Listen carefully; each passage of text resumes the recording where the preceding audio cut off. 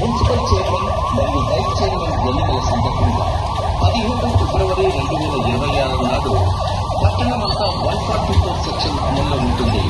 అందువల్ల ప్రజలు ఎవరు కూడా ఇద్దరు లేదా ముగ్గురు కంటే ఎక్కువగా ఎక్కడైనా గుమికూడరాదని, రోడ్లపై కానీ బహిరంగ ప్రదేశాల్లో కానీ సమావేశాలు నిర్వహించకూడదని పోలీస్ శాఖ గట్టిగా హెచ్చరిస్తోంది. ఈ ఆదేశాలను అతిక్రమించినట్లయితే చట్టరీత్యా కఠిన చర్యలు తీసుకోబడతాయని సూచిస్తున్నాం.